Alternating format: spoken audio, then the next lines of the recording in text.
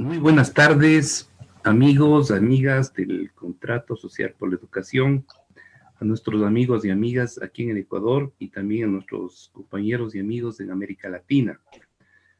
Para el Contrato Social por la Educación es una enorme responsabilidad, como la hemos asumido desde el 2002, realizar una serie de acciones para que la población tenga un voto consciente, para que la población vaya teniendo la información suficiente para efectivamente crear una noción adecuada e informada para, como decíamos, un proceso ciudadano y electoral que de hecho nos conduzca a desarrollar un, una acción democrática de profundidad.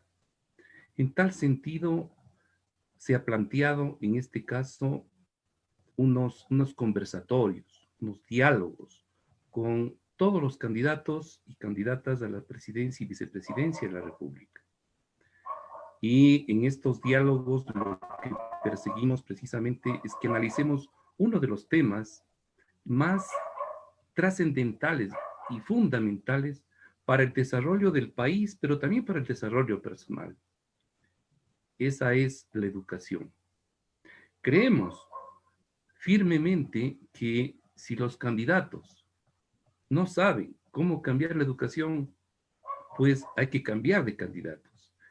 Pero sobre todo, estas reflexiones que vamos a tener el día de hoy, donde arrancamos precisamente esta experiencia democrática, no es para interpelar a nadie, sino conocer el pensamiento, conocer las ideas de nuestros candidatos y candidatas.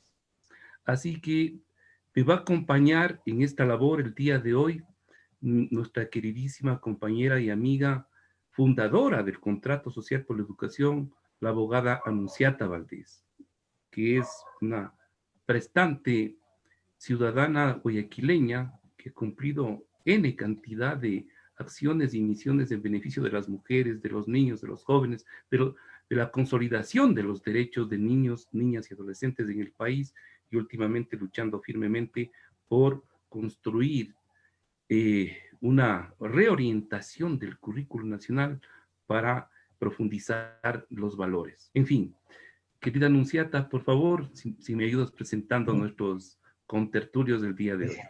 Muchas gracias, Milton. Un saludo afectuoso para todos y todas, especialmente para nuestros invitados, Marcelo Javier Herbas Mora y María Sala Gijón. Marcelo Javier Herbas Mora, candidatos ambos de la Izquierda Democrática, pertenece evidentemente al Partido Izquierda Democrática, es un empresario guayaquileño de 47 años, joven, entonces es lo que es un factor importante actualmente. Es ingeniero en producción agroindustrial, gerente de 6 empresas del sector productivo, se dedica a industrias de alimentos de exportación. Y la acompaña en este panel y también en la papeleta electoral, pues María Sala Gijón, como candidata a la vicepresidencia. Ella es abogada quiteña, tiene estudios de posgrado en leyes en Harvard y la Flaxo, subsecretaria de Gobernanza y Gobernabilidad en la Vicepresidencia de la República, cofundadora de la Red de Mujeres Emprendedoras y miembro del directorio de la Cámara de Comercio de Quito. Con ellos nos toca conversar, Milton. Muchísimas gracias, Anunciata. Debo compartirles que este accionar democrático, este conversatorio que vamos a tener, tiene una colaboración y va a tener un efecto importante, ya que nos están ayudando y estamos trabajando en colaboración con muchos medios locales y también con iniciativas de periodismo generado por jóvenes, por estudiantes, por jóvenes periodistas también que trabajan en redes. Así que un gran auditorio el día de hoy son los jóvenes, pero también en zonas rurales están más o menos enlazados con 40 medios de comunicación, sobre todo radial, pero también en Internet. Están, por supuesto, colaborando Corape Satelital, BN Periodismo, Radio La Calle, Red de Radios y radios universitarias de la Universidad Central, también de la Universidad Andina, Ñahui Media y Radio Pueblo Cayambi. Un saludo especial para nuestros queridísimos amigos del Pueblo Cayambi. ¿Cuáles son las reglas del juego, Javier, María Sara? Las reglas de la conversación del día de hoy son las siguientes. Vamos a tener más o menos una hora de conversa. En los primeros 15 minutos vamos a pedirles a ustedes efectivamente que nos pinten cómo ven la educación del país, que hagan un diagnóstico sobre la educación del país. Luego de eso, luego de estos 15 minutos que les pedimos ahí que lo compartan, viene una segunda fase, que es efectivamente ver cómo luego de este diagnóstico que ya nos propongan algunas ideas. Nosotros como anunciata, como moderadores, canalizaremos 2 o 3 preguntas básicas. Entonces, para arrancar con esto, yo le pediría a Anunciata que nos dé el inicio de esta conversación para que nuestros candidatos, en este caso Javier, María Sara, candidatos de la Izquierda Democrática, puedan expresarse libremente. Bueno, todos los que estamos aquí esta tarde estamos convencidos que la educación es la fuerza liberadora más grande que puede tener un ser humano y que bien canalizada pues es capaz de hacer grandes transformaciones a nivel personal, familiar y comunitario. Los países que han logrado realmente darle a la educación el espacio que les corresponde han tenido como resultado pues un mejoramiento de la calidad de vida y también de la economía y de la producción. Visto así, ¿cuál es el diagnóstico que tienen, en este caso Javier, sobre la educación en el Ecuador?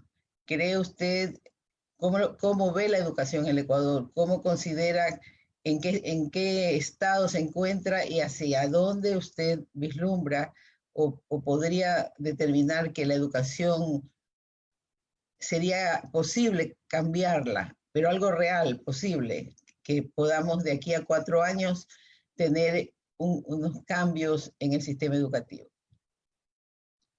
Pero más que las propuestas en esta primera etapa, me gustaría que nos dé su diagnóstico actual. En la segunda etapa, pues, se podría analizar, y de hecho lo vamos a hacer, pues, qué son las propuestas para esos cambios, pero ¿cuál es su diagnóstico de la educación actual? Diferenciando, pues, la educación pública de la privada, la urbana de la rural, porque cada una de ellas, pues, tiene sus especificidades, ¿verdad? Muy buenas tardes, estimada Anunciata, mi querida María Sara, estimado Milton, muchas gracias por este espacio para que tanto María Sara como yo podamos expresar nuestra visión de cómo nosotros quisiéramos desde la política pública atender un tema tan importante y de tanta relevancia para el presente y futuro de nuestro país, como sin duda es la educación. En un diagnóstico, mira, hay muchas cosas que tenemos que corregir. Si hablamos de la educación superior, no podemos tener un Estado que nos diga qué estudiar ni en dónde estudiar en función de un sistema de puntaje que está claro que no está enfocado a las necesidades de los ciudadanos, de los jóvenes que tenemos en nuestro país. Tenemos muchas urgencias en la sociedad y ante tanta urgencia, gobernar con prioridades. La educación sin duda es una prioridad. Tenemos mucho que hacer en términos de la educación pública, evidentemente eso que se refleja con la educación privada, pero realidades que tenemos mucha inequidad. No podemos hablar que la educación que reciben nuestros jóvenes en las provincias es la misma que reciben en las grandes urbes. Esa es una realidad. Y es una realidad que tenemos que cambiarla, entendiendo ese diagnóstico. Tenemos que cambiar el acceso a la educación. Uno de los aprendizajes que nos deja la pandemia que estamos viviendo es cómo no podemos limitar la educación al tamaño de las aulas ni al número de pupitres. Tenemos una oportunidad y eso lo hemos aprendido durante la pandemia de cómo llegar a más jóvenes ecuatorianos. Las cifras son realmente preocupantes en términos de educación. Si hablamos de la educación superior en el país, básicamente podemos en los datos, en el 2019 tenemos 311,000 estudiantes que aplicaron para la educación superior universitaria para solamente 178,000 cupos. Es decir, tenemos un déficit en nuestra capacidad de poder educar a los jóvenes, pero nuevamente tenemos también una oportunidad en la medida en la cual utilicemos la conectividad. Nosotros nos comprometamos muy bien con María Sara, de tal manera que no quisiera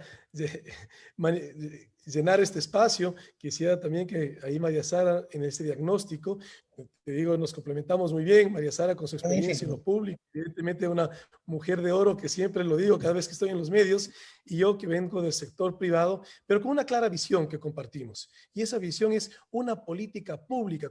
De hecho, el partido que representamos en estas próximas elecciones, la Izquierda Democrática, lista 12, una definición clara en su filosofía que es justicia social con libertad. Y justamente esa libertad es la que nuestros jóvenes puedan definir qué estudiar, en dónde estudiar, pero también que le demos las opciones para que ellos en libertad puedan escoger. Y algo fundamental es que desde la política pública generemos, si hablamos de educación superior, la educación superior tecnológica, que permita que nuestros jóvenes ecuatorianos no perdamos como sociedad esos talentos y esas aptitudes en la medida en la cual les encasillamos a pensar que todos tienen que ser profesionales, cuando de hecho eso representa una necesidad en muchas regiones de nuestro país, la formación tecnológica que atienda esas necesidades. Así que, más bien, María Sara, ahí por aquí. Yo tenía para María Sara una pregunta específica, ¿no? Porque trabajamos con ella en ese hermoso proceso que fue el Acuerdo Nacional por la Educación, una iniciativa desde la sociedad civil que luego pues se cristalizó con un acuerdo con el gobierno nacional. Se movilizó una gran cantidad de energía, de ilusiones, de sueños, de esperanzas y de actividades para justamente dar al estamento público, al estamento estatal, las propuestas para el mejoramiento de la educación desde la ciudadanía. Esto se inició en la época en que Milton Luna pues era ministro de Educación y tuvo pues una gran fuerza, una gran pujanza. El presidente de la República encargó a la vicepresidencia de la República, donde trabajaba María Sara, en la coordinación y el impulso de este proceso, que se lo llevó en una forma que considero yo exitosa hasta la época en que estaba Otto Sonnenholder de vicepresidente. Luego de eso, prácticamente no hay interlocutor del sector público donde la ciudadanía pueda presentar sus propuestas, más allá pues de los ministerios que en la medida en que se interese pues lo pueden dar, porque este acuerdo iba en varias áreas, no solamente en la educación. Le quería preguntar a María Sara, ¿cuál es su diagnóstico del proceso? ¿Cómo lo ve? ¿Qué cree cuáles fueron sus fallas, sus deficiencias, su visión? Creo que a mí y a todos los que nos involucramos en este proceso, que sentimos pues esa frustración de que se nos convoca acuerdos y luego se quedan olvidados, porque justamente a la actual vicepresidenta no se le delegó, el presidente de la República no le delegó la función de continuar con este proceso del Acuerdo Nacional con la Educación. Por eso en este momento no hay interlocutor público, del sector público. ¿Cuál es su visión, su diagnóstico, María Sara?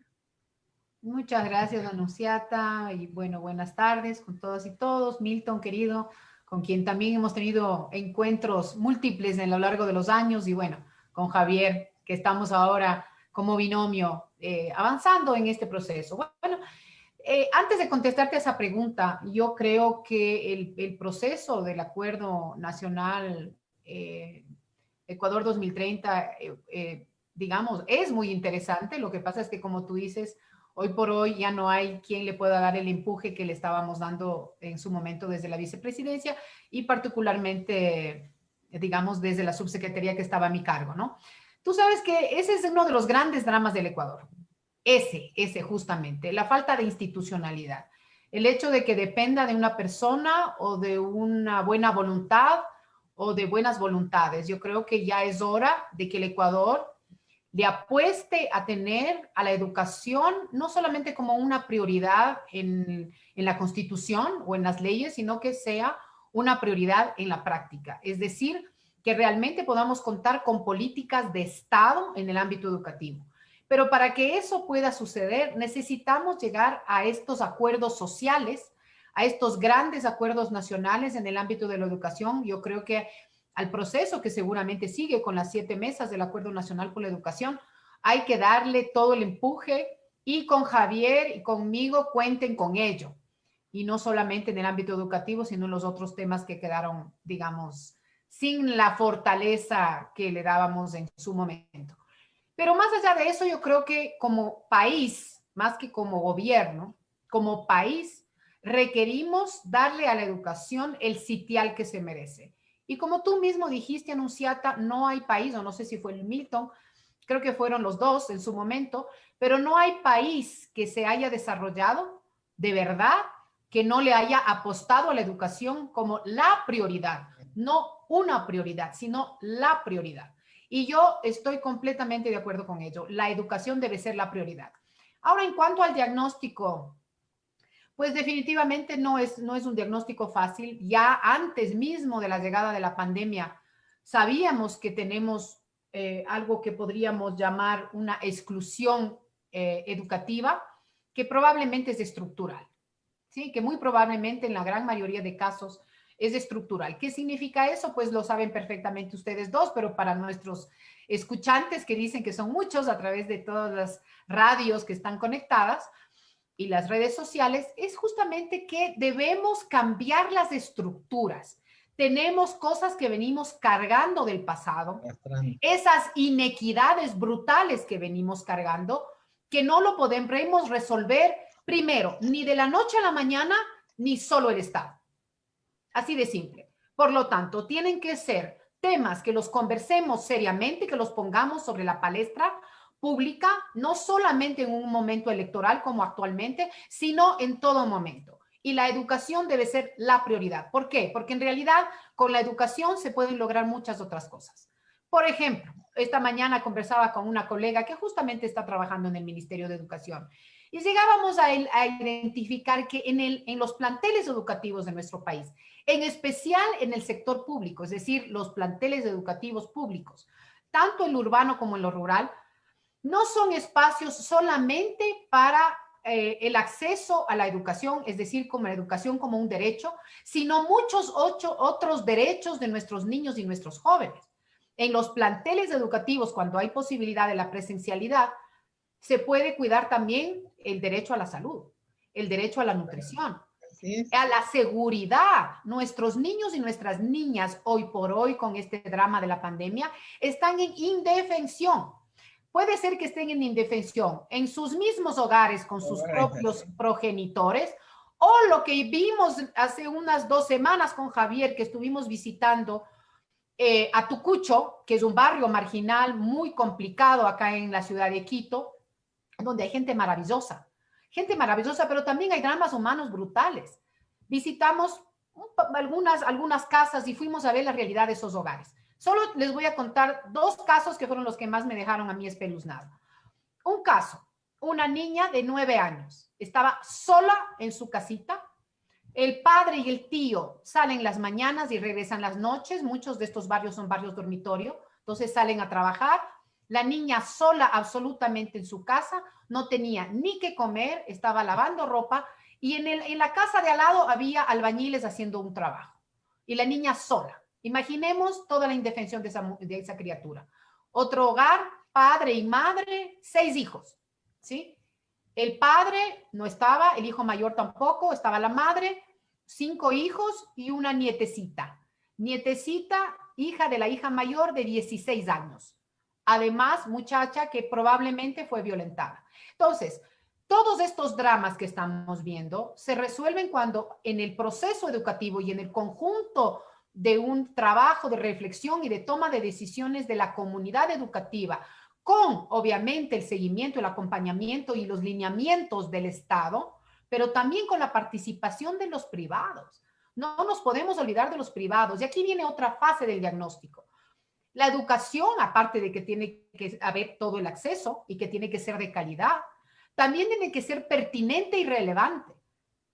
Es decir, que la educación desde la inicial, la educación básica, el bachillerato y obviamente la educación superior y la educación técnica tiene que ser relevante para quién, para los, entre otras cosas, para la sociedad. ¿Qué tipo de jóvenes estamos formando? ¿Qué tipo de profesionales estamos formando? ¿Qué tipo de ciudadanos estamos formando? Pero además, estos ciudadanos, el momento en que terminan la educación, quieren trabajo, quieren empleo, y esa educación tiene que ser relevante para también la industria y todos los sectores que, digamos, van a generar empleo, o también para el emprendimiento.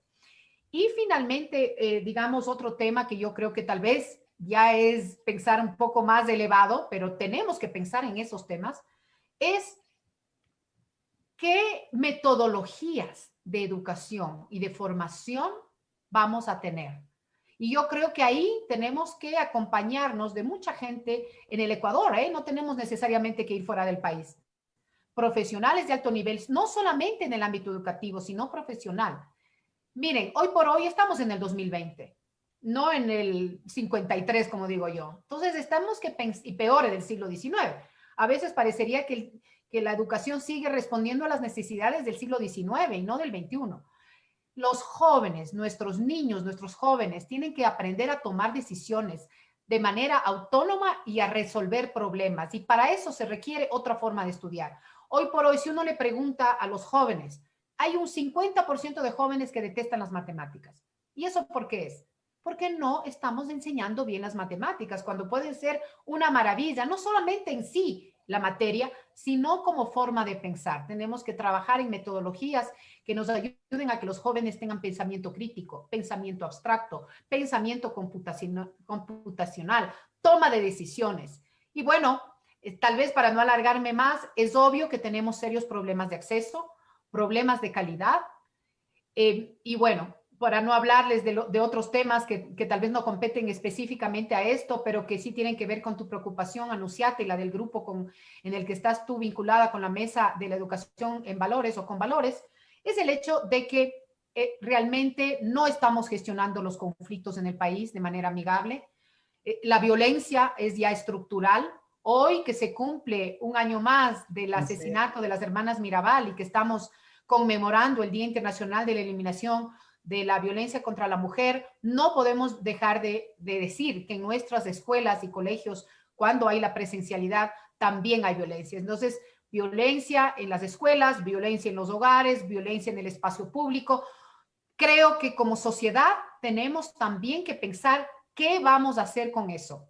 ¿Hacia dónde vamos en una sociedad en donde no confiamos unos a otros? Y yo creo que ahí, Anunciata, lo que están haciendo ustedes, que también es parte de lo que hemos conversado con Javier, una educación con valores en todos los niveles, en todas las materias, no una materia no necesariamente solo el tema de cívica, ya vamos a hablar de eso, o de derechos humanos o de lo que quieras. El tema de valores está en todo momento, en todas las materias, en deportes, en ciencias, etc. Así debe ser. Gracias, María Sara. Muchas gracias. Sí, muchísimas gracias, María Sara. Creo que vamos ya tomando cuerpo y conciencia de cómo está la educación en Ecuador. Y efectivamente, la pandemia no solo nos trajo este enorme desastre económico, social, en fin, y nos reveló una cantidad de cosas, sino que agigantó las brechas sociales y va a agigantar más aún. Al menos en educación los efectos son muy graves. Uno es, con toda seguridad, una reducción enorme del acceso a la educación, una reducción de la matrícula. Se habla de entre 100,000 y más chicos y chicas que ya no se inscribieron en los establecimientos educativos ahora. Gravísimos problemas en el otro lado, en los temas de aprendizaje, es decir, la carencia de internet en vastas zonas del país, por ejemplo, en la zona rural, casi el 70%. No tenemos, por otra parte, solo para hablar en estas circunstancias de la pandemia, escuelas con agua potable, sobre todo en la zona rural, un 25% no tiene agua potable, casi un 40% no tiene los elementos básicos para todos los temas de salubridad, en fin. Pero uno de los mayores problemas que hemos sentido Y de hecho es donde hay que ponernos de acuerdo en algo en el país, es que debemos tener prioridades. En esta fase del país no se puso a la educación como una prioridad, siendo que las consecuencias van a ser coyuntural y estratégicamente desastrosas, ¿no? Podemos avecinar a una catástrofe en la educación en realidad con todos estos datos. Y digo que, y va por ese lado la pregunta, Javier. Lamentablemente, una de las decisiones, sabíamos que estaba la economía y sabemos en una situación absolutamente crítica y que, bueno, un buen estadista sabe dónde recortar para poder poner los recursos donde se debe, pero se recortó casi 1/3 del presupuesto de la educación, casi $1.000 millones. Efectivamente, esto para enfrentar las circunstancias es dramático, pero si se mantiene una tendencia de recorte al presupuesto educativo, esto es dramático. Claro, una de las consecuencias básicas es que no tienes casi ni un clavo para poner en las escuelas. Y por otra parte, el tema docente, ¿no? Es decir, docentes lamentablemente que se han desmotivado, les hemos rebajado los sueldos, estamos trabajando los profesores, los docentes, alrededor de, yo diría, más o menos 16 horas diarias, y nuestros profesores en educación fiscal de sus bolsillos están costeando el internet, el teléfono, y obviamente una cantidad de cosas, y nuestros padres de familia, ¿no? En otras palabras, un tema básico de política pública que tiene que resolverse con decisión política, que es el tema de priorizar la educación, pero la educación se prioriza con un buen presupuesto de educación, porque si no, la educación pública tiende lamentablemente a entrar en una situación de crisis muy, muy, muy complicada, muy complicada. Yo me temo que podríamos retroceder ya a este momento décadas. Es decir, estamos hablando de un tema gravísimo para el país. Entonces, la pregunta, de alguna manera, en términos ya para ir adentrándonos en las propuestas, ¿no? ¿Cómo sostener e incluso incrementar el presupuesto en educación y de dónde vamos a sacar esos recursos, Javier? Gracias, Milton, porque justo lo que mencioné hace un momento, hoy en día enfrentamos muchísimas urgencias como sociedad, obviamente desde el Estado ecuatoriano, y ante tanta urgencia, evidentemente gobernar con prioridades. Una prioridad es la educación, otra prioridad, por supuesto, la salud, pero no podemos recortar. El presupuesto general del Estado bordea los $30.000 millones. Entonces, tampoco no es que nos digan que no hay dinero. Evidentemente, un presupuesto muy mal administrado y que comienzan a tocar en áreas que no se deberían tocar, como es justamente la educación. Ahí definimos el presente y el futuro del país que queremos. El Estado que tenemos no es el Estado que queremos. Queremos un Estado eficiente, un Estado que vele por los intereses de los ecuatorianos. Francamente, mi apreciación es que los políticos que han sido gobierno y que han sido oposición han perdido la capacidad de escucha a los ciudadanos ecuatorianos. Los ciudadanos sabemos lo que se necesita en todos los ámbitos, hablando concretamente en el ámbito de la educación. Se conoce, personas como ustedes, conocedoras de la problemática de la educación, también conocen los problemas y tienen las soluciones. Lamentablemente, en la gestión pública no se escucha y se pretende que en función de un presupuesto y un ministerio de Economía y Finanzas que básicamente trata de manejar el término básicamente financiero de un flujo de ingresos, egresos y déficit, tiene que ser un ministerio para el desarrollo, un ministerio de economía, y para ese desarrollo es fundamental el tema de la educación. No podemos recortar recursos a la educación. Y por supuesto, la educación no solamente entendida como esa capacitación académica, sino también con la formación en valores, lo que hablábamos hace un momento, que enseñemos a nuestros jóvenes, por ejemplo, el respeto a las mujeres, el respeto entre ellos mismos. O sea, esa formación en valores tiene que venir desde la educación y evidentemente eso implica que tengamos profesores motivados, profesores que estén pudiendo desarrollarse también en lo personal para que lo transmitan a nuestros jóvenes, de tal manera que tocar un presupuesto en educación, por más urgencia que tenemos. El presupuesto general del Estado es un presupuesto bastante amplio, no podemos reducir esos recursos.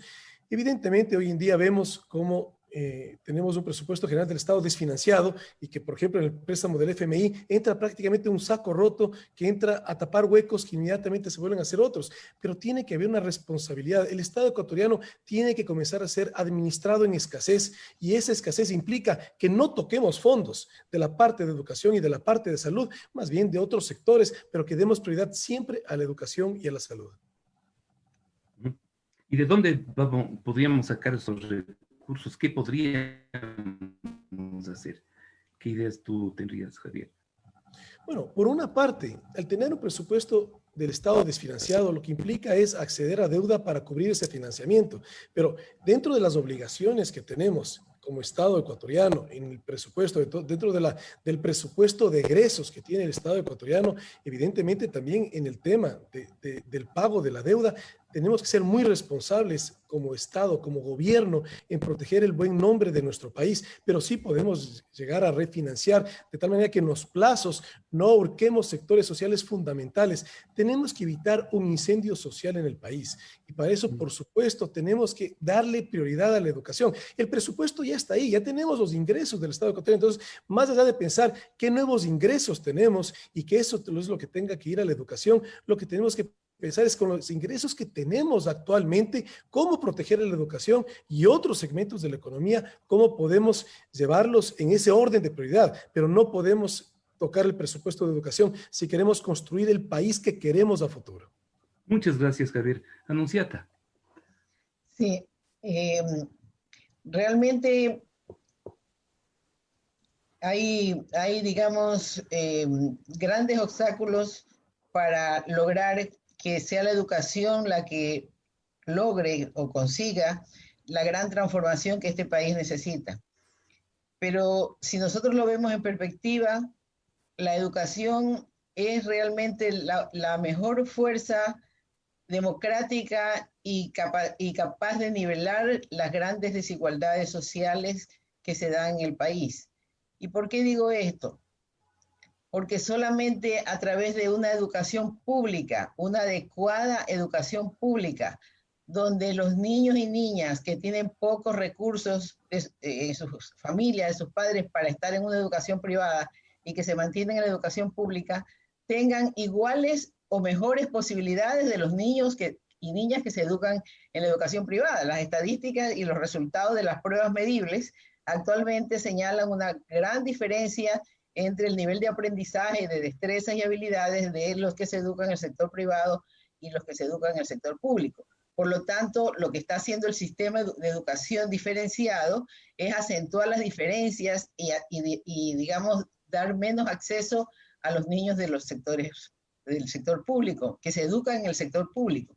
Entonces, es fundamental fortalecer la educación pública para que sea a través de las destrezas, las capacidades de cada niño, niña y joven, el que luego pueda tener las oportunidades adecuadas.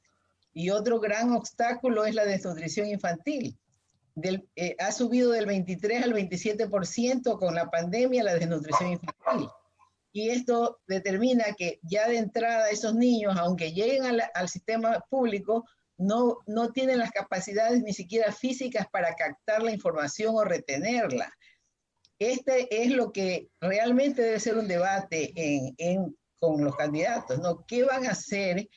¿Cuáles son las propuestas para realmente eliminar? Porque esto tiene que ser eliminado. Además, no es nada complicado si hay voluntad política, destinar los recursos necesarios para la nutrición. En los países donde la educación ha logrado tener un buen rol democrático y nivelador, se les da a los niños y a las niñas toda la alimentación en la escuela, la colación del desayuno, el mediodía, a la media mañana, y si están en la tarde, una alimentación que logra revertir la desnutrición. Eso es una forma como se ha llevado la solución de esta problemática. Y otro es el acceso de los niños de sectores rurales a la educación.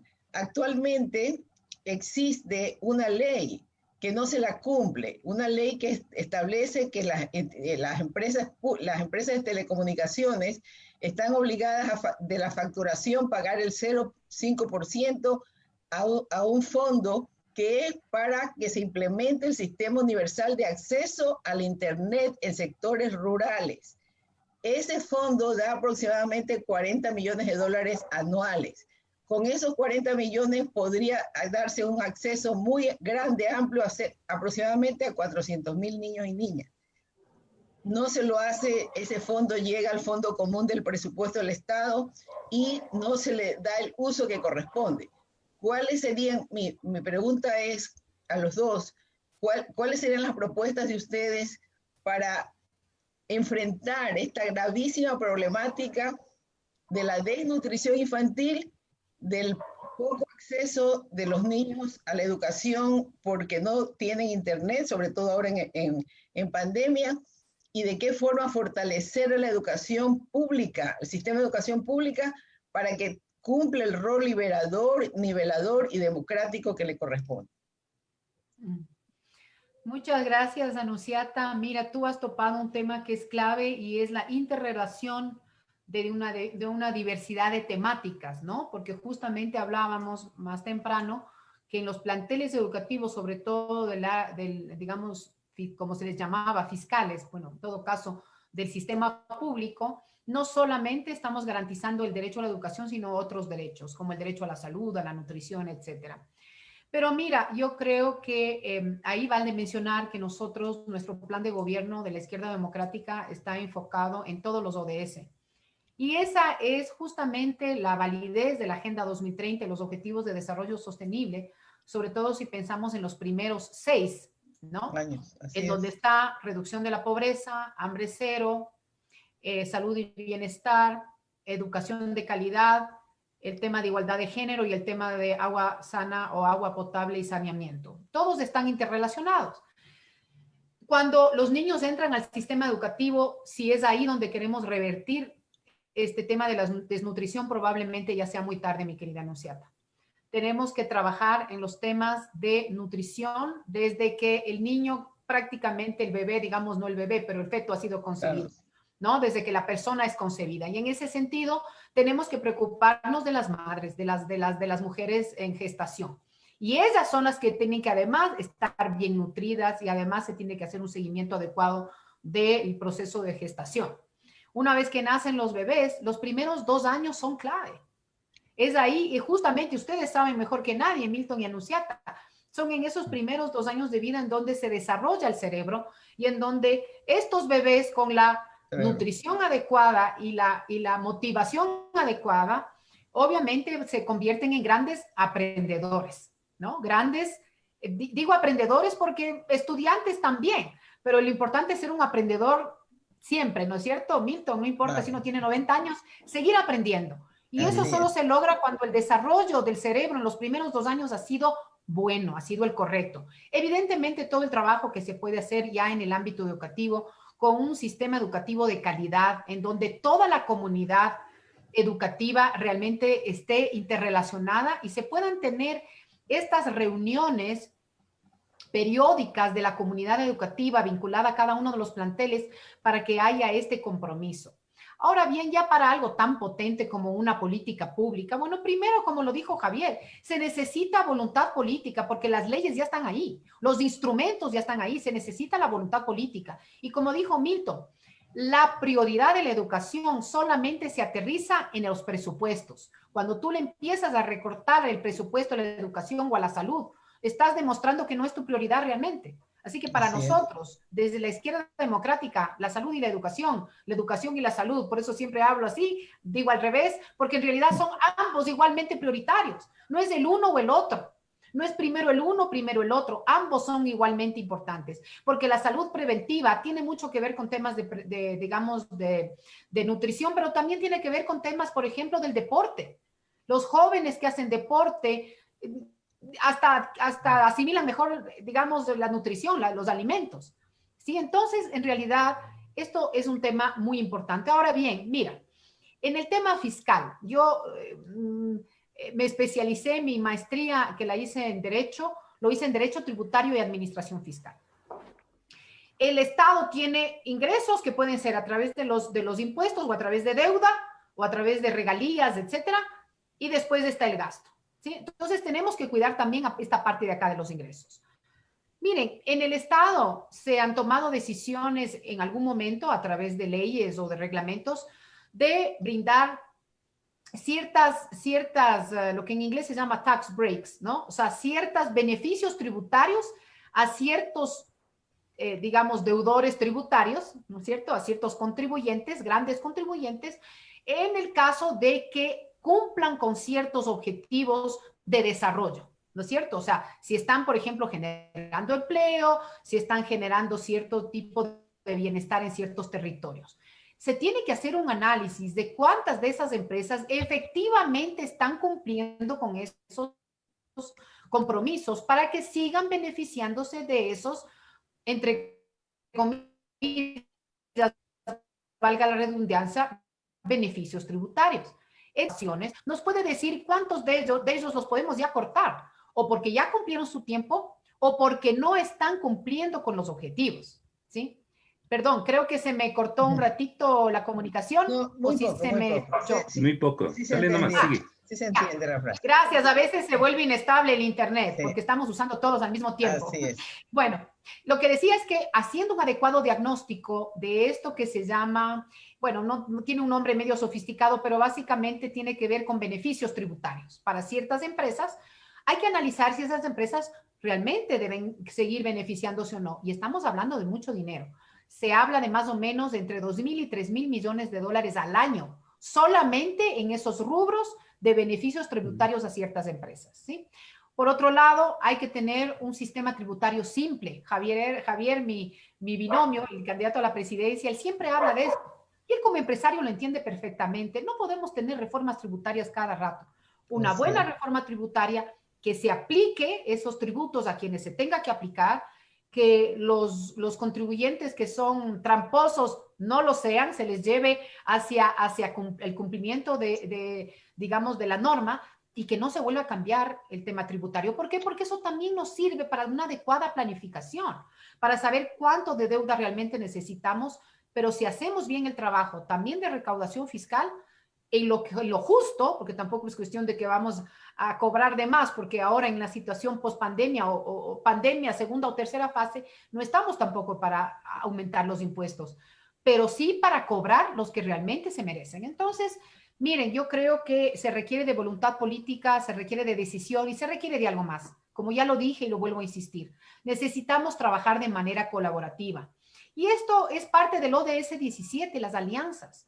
Es imposible que el Estado solo pueda cumplir, pero el privado tampoco puede cumplir solo. Todos juntos, de manera colaborativa, sentándonos en mesas de trabajo, tomando decisiones rápidas, lo que se llaman los quick wins, ¿no es cierto? Las ganancias rápidas, que nos permitan tomar decisiones después sobre la marcha, de tal manera que la gente sienta que estamos haciendo esos cambios. Y por último, algo que ya lo mencioné, o no sé si lo mencioné, pero lo digo ahora, tenemos que acabar con el adultocentrismo. No puede ser que no escuchemos a nuestros niños, que no escuchemos a nuestros jóvenes, que aquellos jóvenes que son parte de grupos de trabajo de las federaciones de estudiantes universitarios, de las federaciones de estudiantes secundarios del Ecuador, esos tienen que ser parte del cambio, tienen que estar en las mesas de trabajo, tienen que estar en esos acuerdos, porque ellos son los principales involucrados, beneficiados o afectados. Entonces, eso es lo que les podría decir. Tenemos que trabajar de manera colaborativa. Qué mejor con una institución como la de ustedes, pero hay muchas otras también, organizaciones, el mismo sector privado se ha organizado, Anunciata, tú lo sabes muy bien, el sector privado también se ha organizado para apoyar, están varias organizaciones, Juntos por la Educación, Unidos por la Educación, varias empresas, y además con el acompañamiento de los organismos internacionales que conocen de casos de éxito en otros países. ¿Por qué tenemos que inventar el agua tibia? Pero lo primero que tenemos que hacer es un diagnóstico adecuado, entender qué mismo está pasando, escuchar a nuestros docentes, escuchar a nuestros jóvenes, escuchar a los padres y madres de familia, y de manera colaborativa llegar a esos acuerdos mínimos que nos van a permitir salir adelante de esta mega crisis. Porque lo que dijo Milton, más de 100.000 jóvenes no han podido matricularse. Pero de los que sí están matriculados, Milton, y ese es el peor drama, de los que sí están matriculados y sí están en el sistema, ¿cuántos de esos no están pudiendo cumplir con esas exigencias a través del tema, digamos, de la conectividad? Porque tenemos familias con 6 hijos con una computadora, o con una tablet, o con 2 teléfonos inteligentes, no tenemos más. Entonces, son estas cosas en donde yo creo que alianzas estratégicas con el sector privado pueden también apoyarnos. Y Javier tiene unas ideas muy importantes en ese sentido. Sí, por favor, Javier, queremos Bueno, escucharte.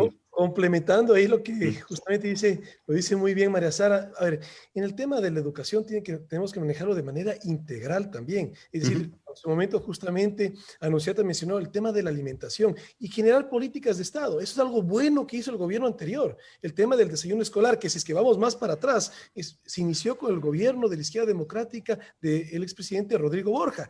Tenemos que asumir, eso de hecho es la justicia social con libertad de la cual nosotros hablamos. Es decir, la justicia social es un gobierno, no el discurso populista que es quitarle al rico para darle al pobre. La justicia social es un gobierno que, entendiendo las necesidades, las ausencias que existen en este caso de la alimentación, ahí tiene que haber una gestión. Tenemos que, sin duda, desde la política pública garantizar esa alimentación balanceada de nuestros jóvenes con el desayuno escolar. De hecho, muchos era la mejor alimentación que tenían en el día los jóvenes con el desayuno escolar. Eso tiene que venir del gobierno, tiene que venir de la política pública, porque no podemos ser irresponsables en cuanto a muchos hogares que efectivamente no tienen los recursos y garantizarle a esos padres que sus hijos van a estar bien alimentados al ir a la educación pública, en este caso la educación general básica, inclusive la educación de bachillerato, que limitemos bien a nuestros jóvenes para que justamente se puedan educar. Es decir, veamos todos los problemas que tenemos hoy en Ecuador de manera integral. No es solamente un tema de la educación, sino también que a través de la educación démosle la alimentación buena a nuestros jóvenes para que justamente puedan recibir los conocimientos. Y el acceso al Internet, que es, digamos, existe la ley, realmente no se la aplica, simplemente aplicarla, tiene que aplicarse la ley. Correcto, que es el servicio básico. Tenemos toda la información, la sabiduría que pierden nuestros jóvenes por la ausencia de la conectividad. Y lo que justamente mencionaste, ahí hablamos de 40 millones de dólares que no están yendo. Lamentablemente, esto es un tema simplemente de decisión, que se cumpla lo que el reglamento manda. Pero más allá de eso, que el presupuesto que sean 40 millones es el concepto. Tenemos que estratégicamente garantizar la conectividad en nuestro país para nuestros jóvenes, y si es que eso es un valor mayor. ¿Qué significa 40 millones de dólares para un presupuesto de 30 mil millones de dólares? Es que las cifras un poco hemos perdido ese contexto de manejo. Realmente la conectividad que necesita nuestro país no son tampoco montos gigantescos si hablamos del monto que representa el presupuesto general del Estado. Es más un tema de decisión y de liderazgo, de hacer lo que sabemos que es necesario. De priorización, diríamos, ¿no? De priorizar lo que realmente es importante, salud y educación, como decía María Sara. Milton. Sí, muchas gracias, Anunciata. Prácticamente estamos ya llegando a nuestro límite, pero algo muy importante que acaban de señalar y que no se lo entiende en el país es el tema de mirar los fenómenos en su integralidad, pero también en su interrelación con otro tipo de espacios, sectores, en fin, es decir, hay que tener una mirada sistémica, ¿no?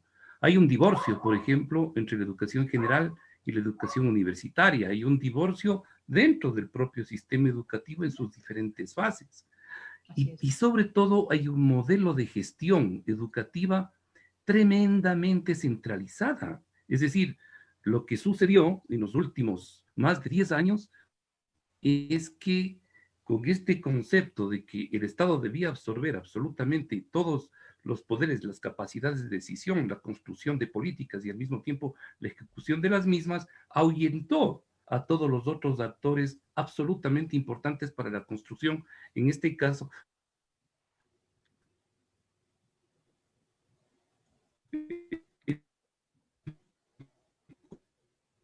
construcción y ejecución de políticas públicas en general y particularmente en educación. Efectivamente, ir hacia un cambio fundamental y radical en términos de construir un sistema educativo democrático, un sistema educativo, una escuela democrática, una nueva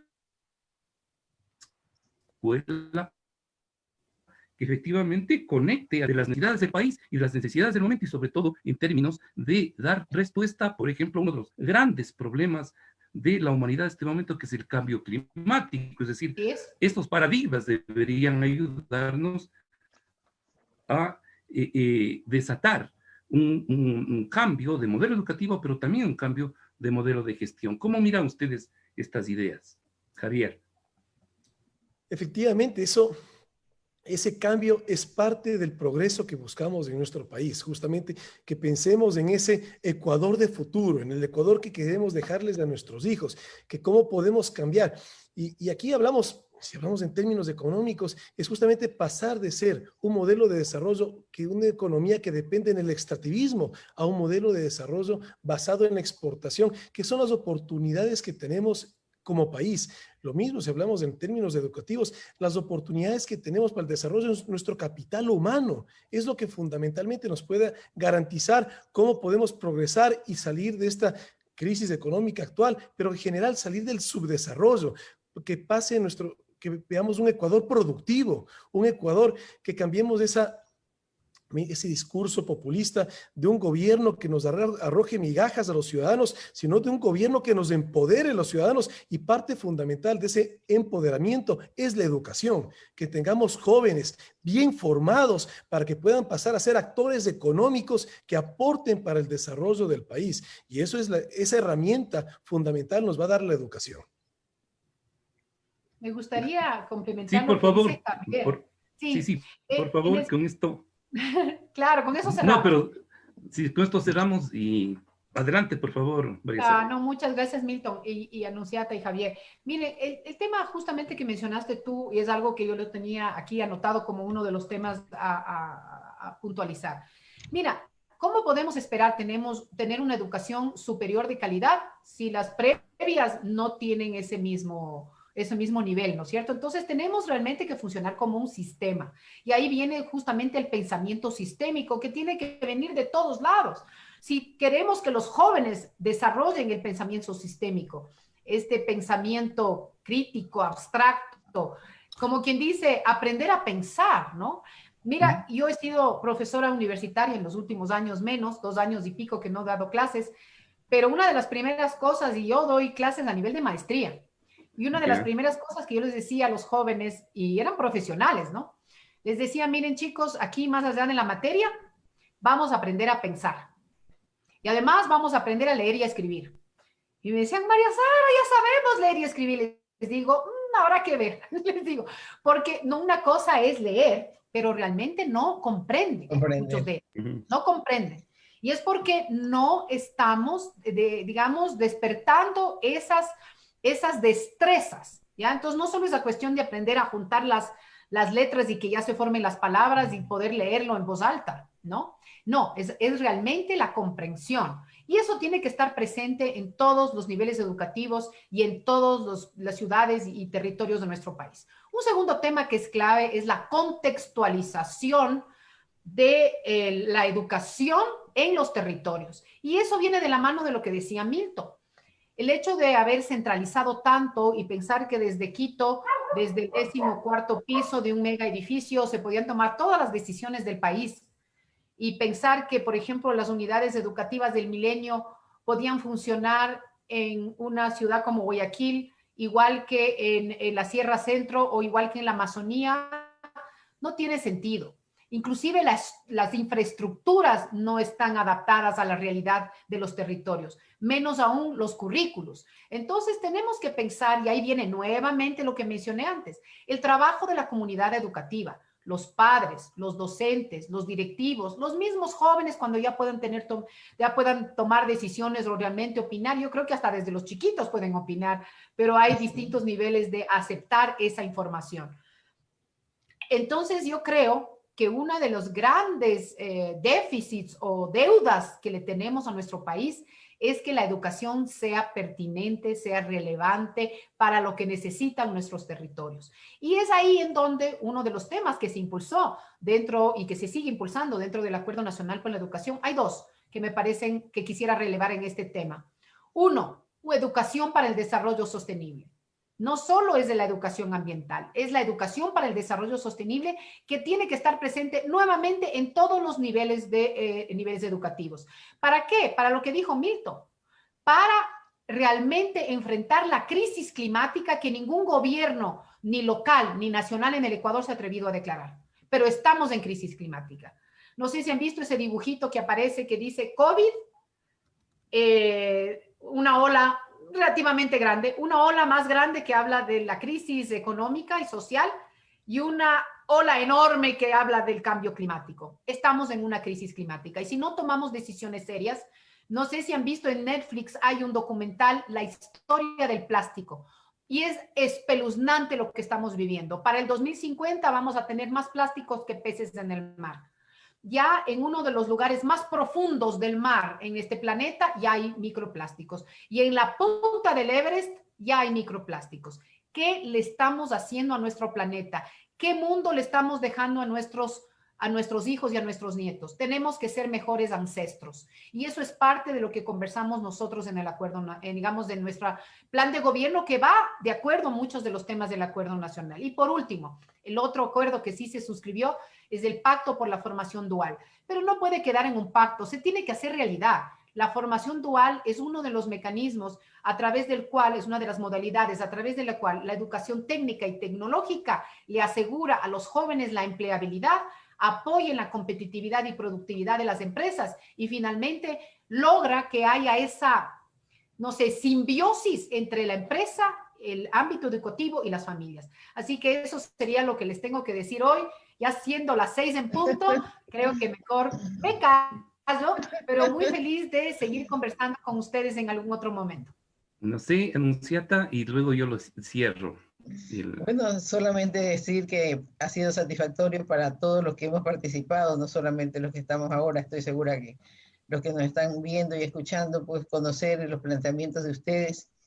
Esperamos que realmente estos conversatorios sigan ayudando a lo que decía María Sara, ¿no? A crear una sinergia efectiva entre la sociedad civil y el estamento público para lograr esos cambios que realmente el país necesita y que son imperativos. Muchas gracias por participar.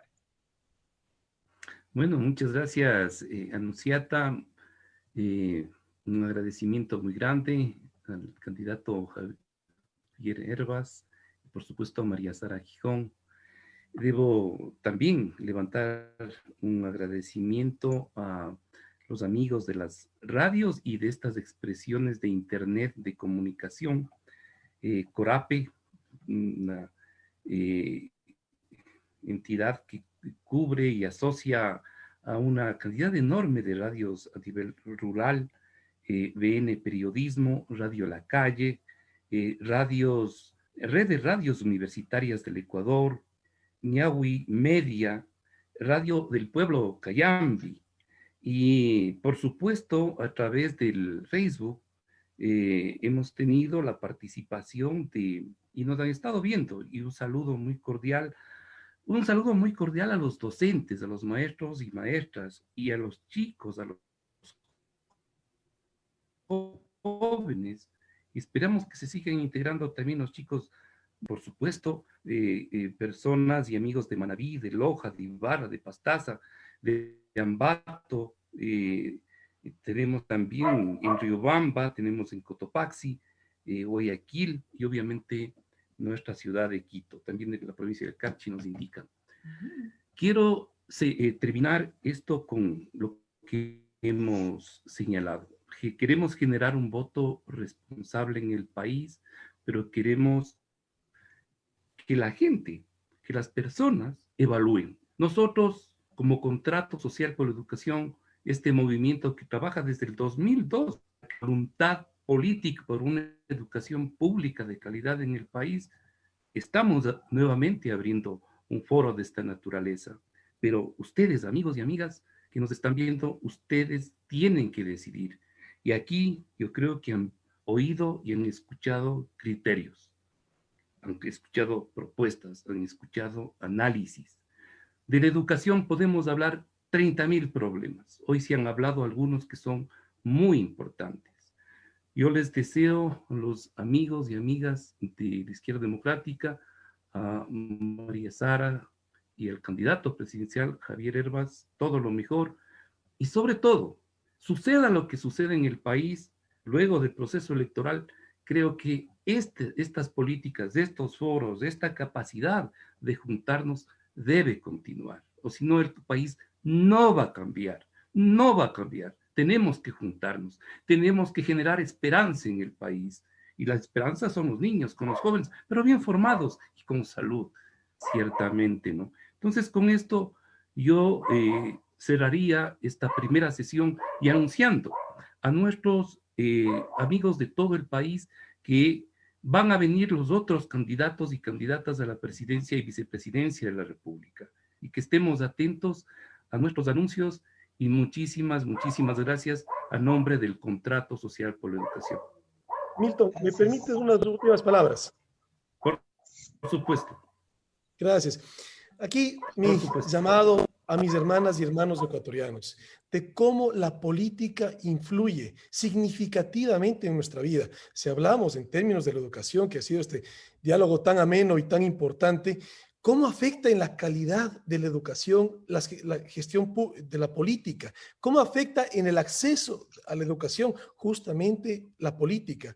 Y aquí mi invitación, porque francamente yo me di la primera vuelta al Ecuador y algo que uno puede ver es cuánto ciudadano ecuatoriano está desconectado de la política en función de lo que los malos políticos ecuatorianos que nos han dividido, nos han endeudado y nos han mentido, tanto en gobierno como en oposición, han generado un ejemplo que muchos ciudadanos se han desconectado. Y esa es la invitación, de cómo, así como hoy en día, podemos decir que la política nos afecta negativamente, el reto que tenemos en esas próximas elecciones, que la política nos afecte positivamente. Esa esperanza que justamente lo mencionaste, Milton, ese deseo, ese sueño que tenemos todos por ver un Ecuador que se conecte con lo que realmente es, un Ecuador productivo, de trabajo y de valores, que regrese a ser ese nuestro país. Así que muchas gracias por esta oportunidad. Que Dios bendiga al Ecuador y nos dé la sabiduría de hacer historia positiva en estas próximas elecciones. Muchas gracias. Muchas gracias, Javier. Y simplemente para retomar lo último, hay que recuperar la política y que la política sea manejada por los mejores, sea dirigida por los tantos y tantas personas honradas y decentes que hay en el país. Yo creo que lo que estamos haciendo en este momento es formación ciudadana, es formación política, es formación para construir nuestro país. Nuevamente, muchas gracias a todos y todas y por supuesto, muchas gracias a nuestro foro del Contrato Social por Educación. Gracias a todos y todas. Muchas gracias. Muy buenas tardes.